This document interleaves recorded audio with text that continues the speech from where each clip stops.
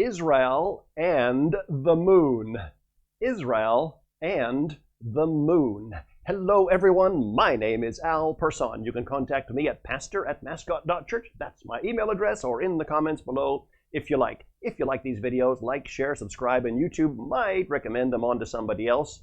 You can send them to your friends or even to your enemies. I don't really care.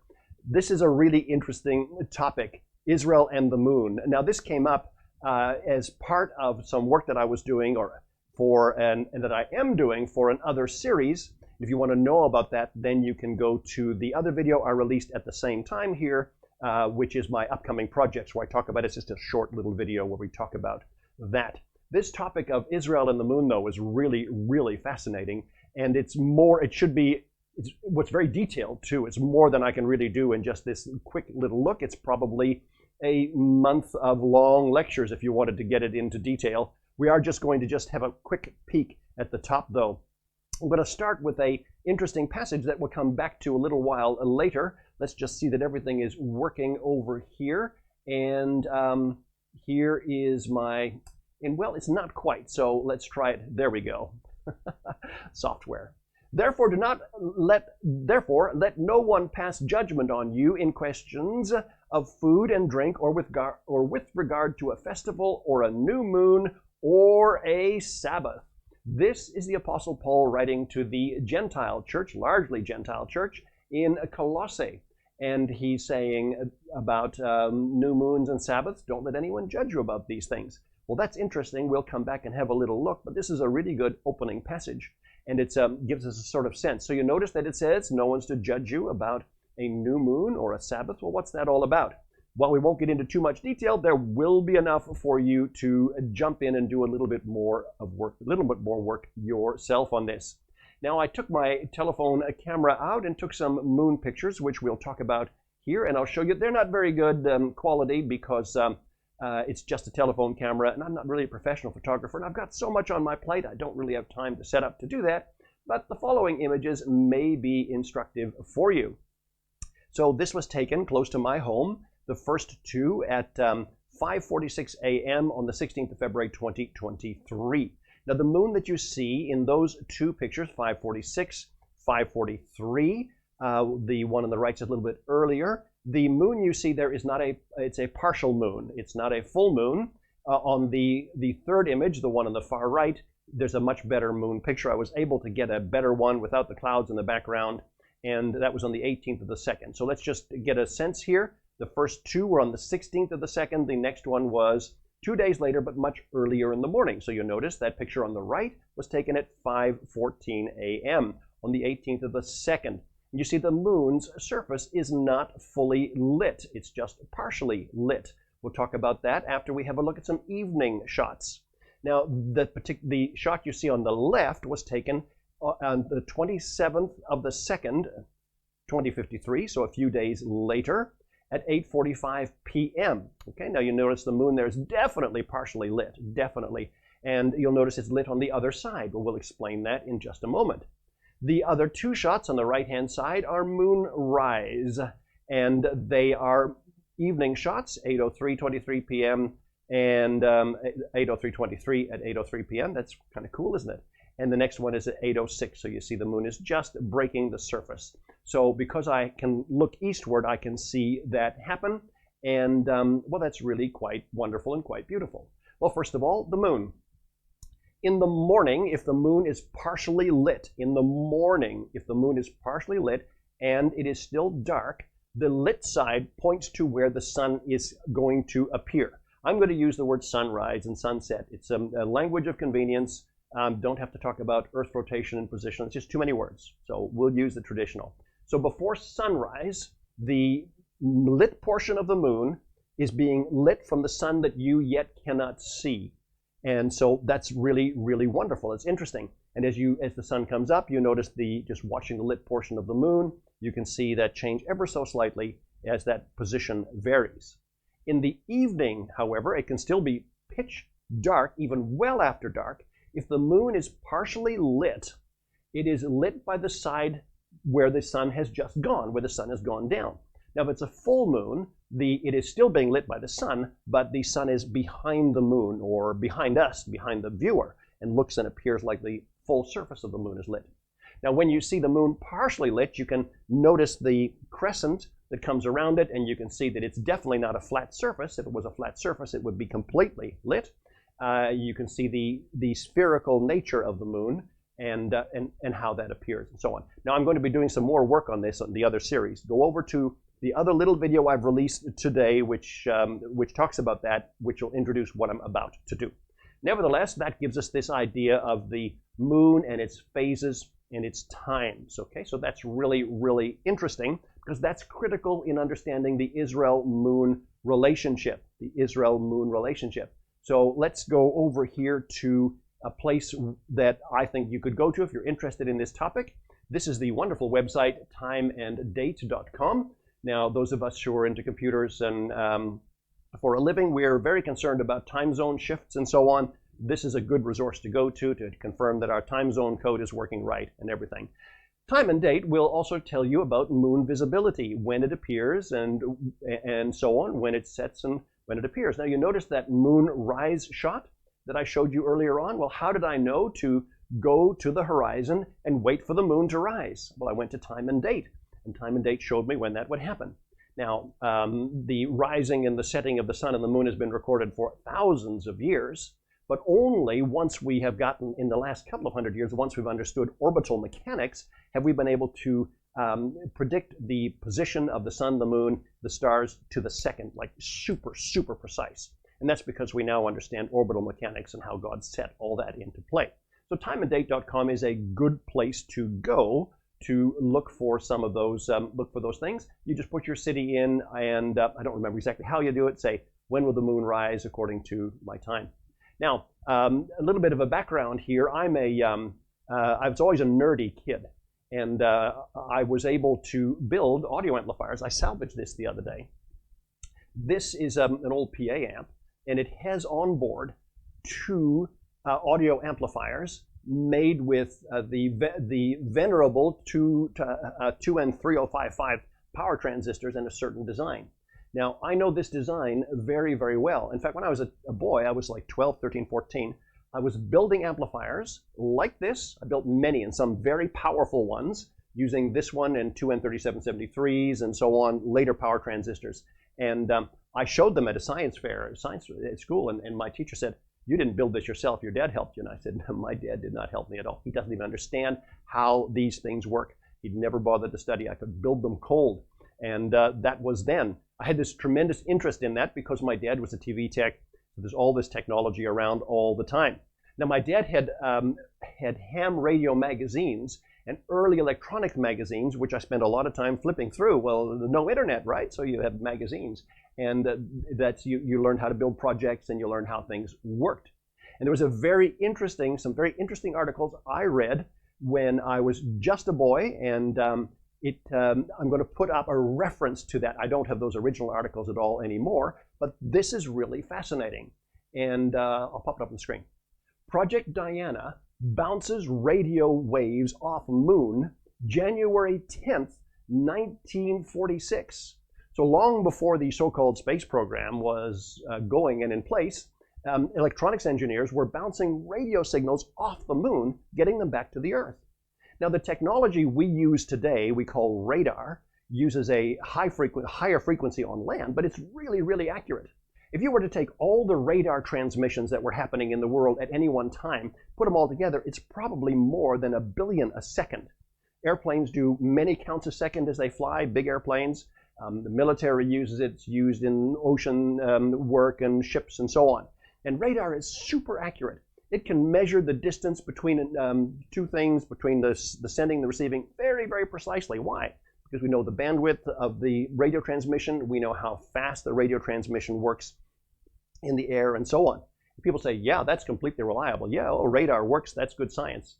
But then some people get a bit funny because they say, well, what if I take that same technology and aim it at the moon to see how far away the moon is? Oh, no, you can't do that, man. Oh, no, that's a big hoax. Oh, that's a NASA hoax into the moon. Well, folks, you need to really realize if that technology works and then you aim it up into the sky and it tells you the distance that the moon is from you, Well, either the technology works or it doesn't. I'm going to spend a lot more time talking about that later on. But even back in 1946, the measurement, and I think even earlier, the distance of the moon was recorded based on the time it took a radio signal to get to the moon and to come back. That's how come we know when people say the moon is that many thousand kilometers or 100,000 kilometers away. We know it. We've measured it many, many times. And if you say that can't be done, don't ever fly an airplane again. Don't ever do it, because that whole radar thing, that's just not working, okay? Right?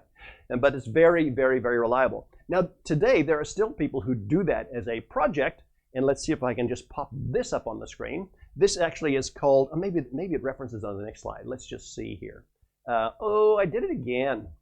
Over here. There we go. How to use amateur radio moon bounce, or EME propagation. Earth, moon, Earth, or EME moon bounce is a form of radio communication propagation used by radio amateurs and others to affect global communications on frequencies above 144 megahertz.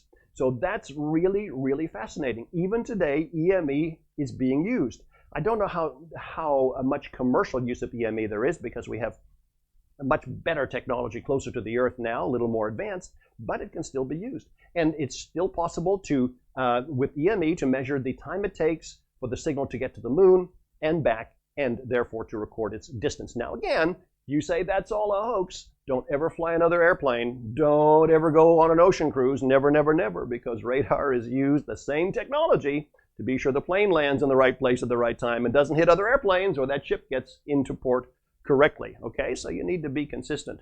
So that's really fascinating. So when people, when Time and Date quotes the distance from the Earth to the moon, say, yep, absolutely measurable by the same tech that we use all the time. And that's really fascinating. Now let's get back to our theological topic here and put a couple of passages up. First of all, from Genesis chapter 1, and I'll just read this. And God said, let there be lights. This is the fourth day. Let there be lights in the expanse of the heavens to separate the day, from the night. And let them be for signs and for seasons and for days and years. And let them be lights in the expanse of the heavens to give light upon the earth. And it was so. And God made the two great lights, the greater light to rule the day and the lesser light to rule the night, and the stars.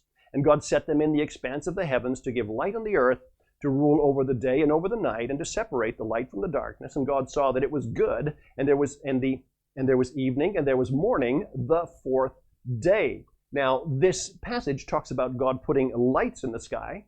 Do I believe it's a literal passage that talks about God popping these things in the space at that time? Well, I don't think the Scripture supports that at all. And in our other conversations that we're going to have on the other channel or the other videos to come, you can hear my case. Maybe you'll disagree with me on that. Nevertheless, it's also noted that these lights are not called the sun and the moon in this passage, but they're the lights of the day and the evening. But there's something really fascinating. In this day 4 passage here, the middle of the 7 days, we see that the lights were there for seasons and for times, and they were to mark some kind of season in some kind of way. Well, we kind of come close to that in our own world today, because we have the 12 months that we have, and the word month, of course, comes from the word moon. But ancient Israel was far more dedicated to that than we are. Ancient Israel had to perform certain sacrifices at the new moon. Some of their feasts were timed by the new moon, which is the time where the moon is not a light, and then by the full moon, and so on. Now, you also notice something here. This passage says that the sun and the moon were lights. Well, some people say, well, the moon just gives off its own light. It's a light in itself. Well, they haven't read the Bible, because there are times when the moon gives off no light, and that's the new moon time, where you can't even see it, and it's completely dark. All the light that the moon gives off is certainly when you see the partial moon. You just move from the full, it's a little harder, but the partial moon, the light always points to where the sun is. And the sun, even if the sun is not visible, even if the sun is over the horizon, the light still points to that. The light will tell you early in the morning, yep, this is where the sun comes up. Okay? And late at night, that's where the sun went, if the moon is in the position to do that. Okay? But these lights are there, and they're important. Now, in the book of Leviticus, a little later on, God commands the people to sacrifice in certain ways during the lunar cycle. He also talks about the feasts. Some feasts begin at the beginning of the lunar cycle. others at the middle of the lunar cycle. That's a fascinating topic in itself, particularly the last 3 feasts. Wow, that's really, really fascinating. We won't even get to that today, and I'm not even sure when I'm going to plug that into a series. I think I need to do a longer series of talks on this wonderful topic. Okay, now let's go and have a little look at the book of Ezra, and we'll notice that after the captivities, remember there was a captivity in the north, and for the northern people, and a captivity from the southern people. When they returned, when the 2 nations returned from captivity, Ezra and Nehemiah were responsible for setting up worship. And you'll notice it's something Ezra did. And it's let's pop this up on the screen here. This time I'm going to get it right. And I did. Woohoo! When the 7th month came, and the children of Israel were in the towns, the people gathered as one man to Jerusalem. Then arose Jeshua, the son of Jozadak, with his fellow priests, and Zerubbabel, the son of Shealtiel, with his kinsmen, and they built the altar of the God of Israel to offer burnt offerings on it, as it is written in the law of Moses, the man of God. They set the altar in its place, for fear was upon them because of the peoples of the lands, and they offered burnt offerings on it to the Lord, burnt offerings morning and evening, and they kept the feast of booths, as it is written, and offered the daily burnt offerings by number according to the rule, as each day required. So the Feast of Booths is tied up with the lunar calendar. However, it also talks about the fact that they kept the daily offerings. They would have kept the monthly offerings. They were very, very driven to keep the lunar offerings in play and to obey God's command. Now, in the New Testament, we kind of get a different tilt on this. And let me just check my time here. I'm not doing too bad. We're going to get close to the 20. We'll see on this one. In the New Testament, there's a slightly different tilt on the whole moon lunar worship thing, and we'll pop another scripture on the screen. This is Galatians chapter 4, and then we'll just read the opening passage again, and I'll make some comments as I close. In Galatians chapter 4, Paul is really berating the Galatians for their behavior. Like they have slipped to the grip of the Judaizers. They're doing Jewish things, but they're Gentiles. They're not supposed to do those things. And Paul is really going after them. Read Galatians 3 and 4. Man, that's a real, wow, there's really stuff in there that's, man. And this is what he says in 4 from 8 to 11. He says, formerly, when you did not know God, you were enslaved to those that by nature are not gods. We've talked about that earlier on. But now that you have come to know God, or rather be known by God, how can you turn back again to the weak and worthless elementary principles of the world, whose slaves you want to become, you want to be once more? You observe days and months and seasons and years. Paul's saying, amazing, you do that. I'm afraid that I may have labored over you in vain. So Paul is accusing them of observing the days and the months and the seasons and the years. Well, why? Because they come under the influence of Judaizers who said, you're going to have to do this to please God. You Gentiles, you're not Jews, but you're going to have to observe these things. You'll have to get circumcised and do other things.